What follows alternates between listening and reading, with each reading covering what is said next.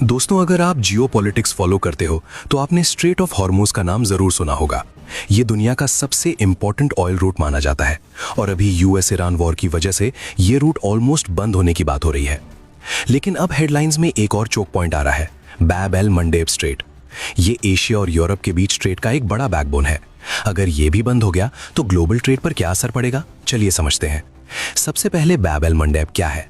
ये एक नैरो सी रूट है जो रेड सी को गल्फ ऑफ एडन से कनेक्ट करता है। इसी रास्ते से शिप्स सुएज कैनाल के थ्रू यूरोप और एशिया के बीच ट्रेड करती हैं। अब बात करते हैं हूतीज की।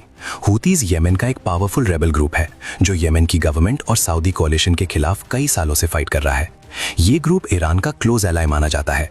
वेस्टर्न कंट्रीज का कहना है कि ईरान उन्हें वेपन्स, ट्रेनिंग और सपोर्ट देता है। अब कनेक्शन समझिए, अगर यूएस और इजराइल का कॉन्फ्लिक्ट ईरान के साथ और ज्यादा एस्केलेट होता है तो ईरान हर जगह डायरेक्टली फाइट करने के बजाय अपने रीजनल एलाइज का इस्तेमाल कर सकता है और यहीं पर हूतीज इंपॉर्टेंट हो जाते हैं। हूतीज पहले भी रेड सी में शिप्स पर मिसाइल और ड्रोन अटैक्स कर चुके हैं, हाँ, बट इस बार की वॉर में नहीं।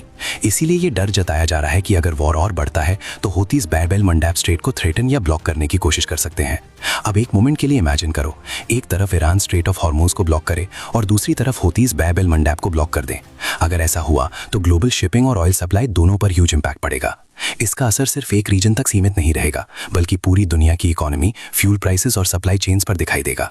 खासकर एशिया और यूरोप का ट्रेड बड़े स्केल पर इंपैक्ट हो सकता है। ये सिर्फ एक थियरी है, मैं कुछ कंफर्म नहीं कर रहा, हाँ, पर ऐसा हो सकता है। इसी वजह से एक्सपर्ट्स कह रहे हैं कि अगर ये दोनों चोक पॉइंट्स डिस्टर्ब हुए तो ग्लोबल ट्रेड सीरियसली इंपैक्ट हो सकता है। इसीलिए दुनिया की नेवीज अभी रेड सी और गल्फ रीजन पर क्लोज वॉच रख रही हैं। आपको क्या लगता है,